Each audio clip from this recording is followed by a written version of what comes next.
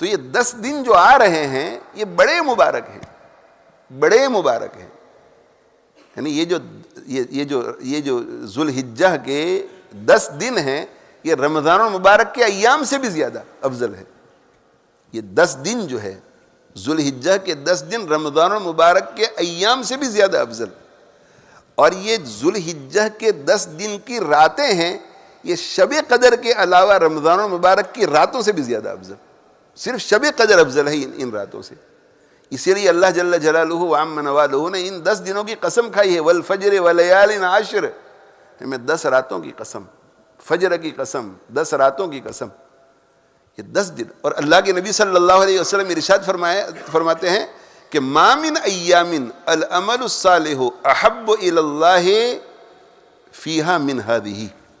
یعنی پورے سال میں ان دنوں کے علاوہ اور دوسرے کوئی دن نہیں ہے، چاہے شعبان ہو، چاہے رجب ہو، چاہے رمضان ہو، کوئی دن نہیں ہے جن میں اللہ تعالی شانہ کو کوئی عمل ان دنوں کے عمل سے زیادہ محبوب ہو. یعنی ان 10 دنوں میں اگر کوئی عمل کرتا ہے وہ عمل اتنا محبوب ہے کہ ان 10 دنوں کے علاوہ باقی 350 دنوں میں کوئی عمل کرتا ہے تو ان دنوں میں جو عمل جتنا محبوب ہوتا ہے وہ دوسرے دنوں میں نہیں ہوتا. اور اس میں بعض محدثین یہ فرماتے ہیں کہ اس کا مطلب یہ ہے کہ ان 10 دنوں میں اگر کوئی سبحان اللہ کہتا ہے اور اس کے علاوہ باقی ایام میں اگر کوئی 2 رکعت نفل پڑھتا ہے تو یہ سبحان اللہ کہنا ان 2 رکعتوں سے افضل ہے. ان 10 دنوں کے اندر اگر کوئی سبحان اللہ کہتا ہے اور ان 10 دنوں کے علاوہ باقی ایام میں کوئی 1000 پاؤنڈ خرچ کرتا ہے اللہ کے راستے میں تو 1000 پاؤنڈ خرچ کرنے کا وہ اجر و ثواب نہیں ملے گا جو سبحان اللہ کا ملے گا. ان 10 دنوں میں جو بھی عمل آپ کرتے ہیں وہ ان 10 دنوں کے علاوہ باقی ایام کے ہر عمل سے زیادہ افضل ہے. تو اللہ جل جلالہ وعم نوالہ نے ان 10 دنوں کو اتنا قیمتی بنایا ہے. تو ہمیں میرے بھائیوں، میری ماؤں، میری بہنوں، یہ فیصلہ کرنا ہے ہر سال کے لیے کہ انشاءاللہ ان 10 دنوں کو ہم جیسے رمضان المبارک کو قیمتی بنانے کی کوشش کرتے ہیں اسی طرح ان 10 دنوں کو بھی ہم رمضان المبارک کی طرح قیمتی بنانے کی کوشش کریں گے. اس میں وہی سارے کام کرنے ہیں تقریباً جو رمضان میں کرتے ہیں. سب سے پہلا کام کیا کرنا ہے؟ سب سے پہلا کام تمام گناہوں سے اپنے آپ کو بچانا ہے، جسے رمضان میں ہم کوشش کرتے ہیں. ماشاءاللہ ہر گناہ سے ہمیں بچانا ہے، گناہ کبیرہ، گناہ صغیرہ، ہر گناہ سے بچنا ہے. اور گناہوں سے بچنے کے لیے ہمیں کیا کرنا پڑے گا؟ گناہوں سے بچنے کے لیے ہمیں گناہوں کے اسباب سے دور رہنا پڑے گا، برے ماحول سے، بری صحبت سے، گناہوں سے بچانا ہے. اور گناہوں سے بچنا یہ خود عبادت ہے. تو ہم گناہوں سے اپنے آپ کو بچا لیں گے تو یوں سمجھو کہ ان 10 دنوں میں ہم عبادت کر رہے ہیں. نمبر 1. نمبر 2، اپنے آپ کو لایانی سے بچانا ہے، ایسی تمام ایکٹیویٹیز سے بچانا ہے کہ جس کا نہ دنیا میں کوئی فائدہ ہے نہ آخرت میں کوئی فائدہ ہے. اس لیے کہ ہم زندگی کو ان 10 دنوں کو کیوں ضائع کریں؟ کیوں ایسے کام میں مشغول رہیں؟ گپ شپ کی مجلس ہو رہی ہے، فٹ بال کی کامنٹری سن رہے ہیں، اخبار پڑھ رہے ہیں خواہ مخواہ کا، اسکرول کر رہے ہیں سوشل میڈیا پر. نہیں، کام میں لگو. 24 آور کا ایک نظام بناؤ جیسے رمضان المبارک میں بناتے ہیں اور عبادت کرو. مسجدوں کو آباد کرو، مسجدوں میں خوب وقت گزارو، عصر سے مغرب مسجد میں رہو، باقی اوقات میں مسجد میں رہو. تو لایانی سے بچنا ہے. تیسرا کام یہ ہے کہ جتنے زیادہ اچھے اعمال ہو سکے وہ کرنے ہیں، جتنے زیادہ اچھے اعمال ہو سکے وہ کرنے ہیں. جیسے رمضان المبارک میں ہم کرتے ہیں کہ جتنے زیادہ اچھے اعمال ہو سکے، قرآن کی تلاوت ہے، ذکر و اذکار ہے. اور پھر ہم جو ہے یہ طے کرتے ہیں کہ بھئی رمضان میں مجھے ٹارگٹس بناتے ہیں کہ یہ کرنا ہے، یہ کرنا ہے، یہ کرنا ہے. تو مثال کے طور پر ٹارگٹ بناؤ. کیا ٹارگٹ بناؤ؟ کہ 10 دن ہے میرے پاس، 10 دن میں مجھے 3 سپارے پڑھ کر عید کے دن قرآن ختم کر دینا ہے، یا 3.5 سپارے پڑھ کر عرفہ کے دن عصر اور مغرب کے درمیان قرآن ختم کر کے دعا کر لی. ٹارگٹ بناؤ. ہاں، ٹارگٹ بناؤ. تو ٹارگٹ میں کیا ہے بھائی؟ اچھے اعمال کرنے. اس میں ہمیں یہ کرنا ہے کہ قرآن مجید ہم ختم کرنے کی کوشش کریں. بہت زیادہ عبادت میں وقت گزاریں، مسجد میں وقت گزارنے کی کوشش کریں. اور ہم روزے رکھیں، روزانہ روزے رکھنے کی کوشش کریں. اس لیے کہ اگر ہم روزہ رکھیں گے روزانہ تو 1 سال کے روزوں کا ثواب ملے گا. روزانہ نہیں رکھ سکتے، کم سے کم سنیچر اتوار کو تو رکھو. اگر یہ بھی نہ ہو سکے تو کم سے کم 1-2 رکھ لو. یہ بھی نہ ہو سکے تو عرفہ کے دن کا روزہ نہ جائے.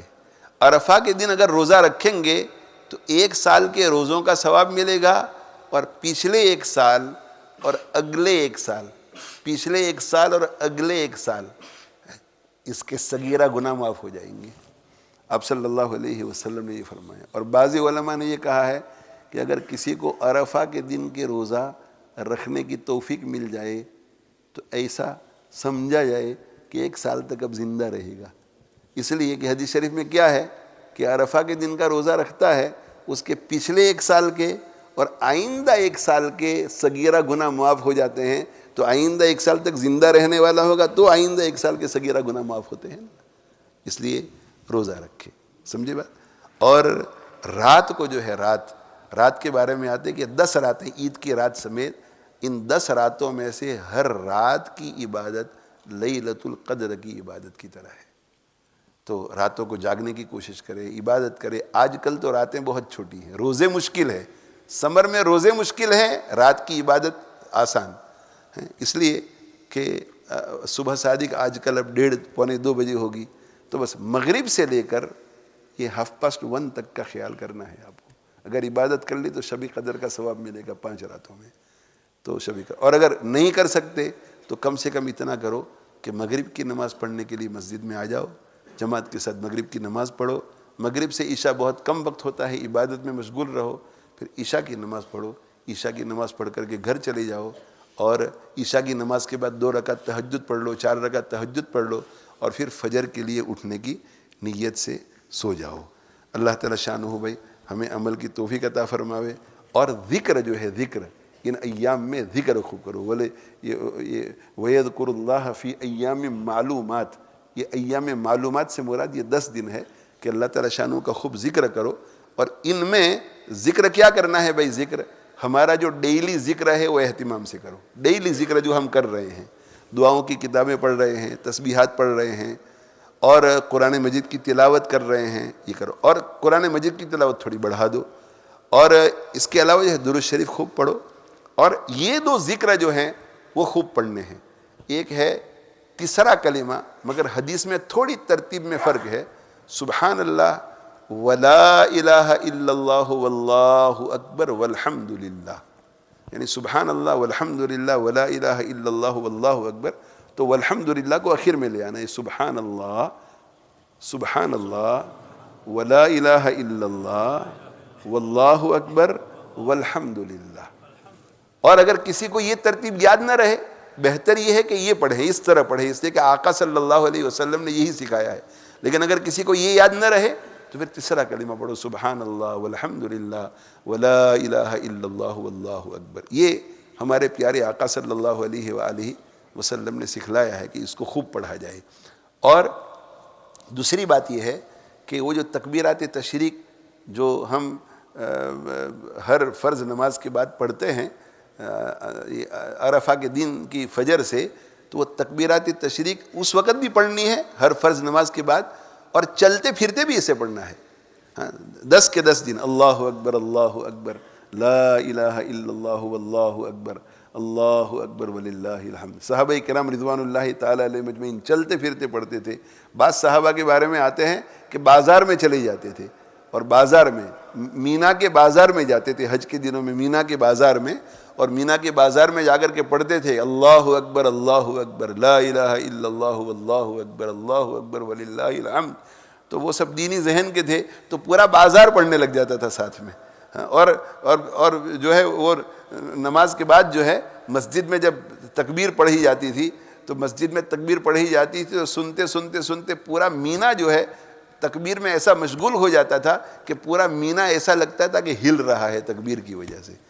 آج کل جو ہے پرانے زمانے میں مجھے یاد ہے کہ بھوریا گاؤں میں اتنے لوگ رہتے تھے، اتنے کم لوگ کہ وہ بھوریا گاؤں کی جو مسجد تھی وہ بھی فل نہیں ہو سکتی تھی. سب آ جاتے تھے پھر بھی فل نہیں ہو سکتی تھی، اتنے کم لوگ ہوتے تھے. تو وہ عام نمازوں میں تو پھر وہ سب تو نہیں آتے نا، لیکن وہ تکبیرات تشریق عید کے موقع پر جب پڑھتے تھے، ہمارا بچپن تھا تو پوری مسجد گونجتی تھی. اور 1970s میں مسجد نور میں بھی تکبیرات تشریق ہم سنتے تھے تو مسجد گونجتی تھی. اب یہ نئی نسل جو ہے وہ بیچاری پڑھتی ہی نہیں, آدھے تو پڑھتے ہی نہیں, اور جو پڑھتے ہیں وہ بالکل آہستہ آہستہ. زور سے پڑھو اللہ اکبر اللہ اکبر لا الہ الا اللہ واللہ اکبر اللہ اکبر وللہ الحمد. خوب. تو یہ ذکر میں یہ دو ذکر ہے, سبحان اللہ ولا الہ الا اللہ واللہ اکبر والحمد للہ, اور اللہ اکبر لا الہ الا اللہ واللہ اکبر اللہ اکبر وللہ الحمد. اور صدقہ دینا ہے, دن کو بھی تھوڑا بہت صدقہ دو, 1 پاؤنڈ 2 پاؤنڈ, رات کو بھی صدقہ دو صدقہ, اور دعا خوب کرنی ہے, دعا خوب کرنی ہے. یہ چند اعمال ہے جو میں نے آپ حضرات کی خدمت میں عرض کیے. اللہ تعالی شانہ مجھے آپ کو عمل کی توفیق عطا فرماوے.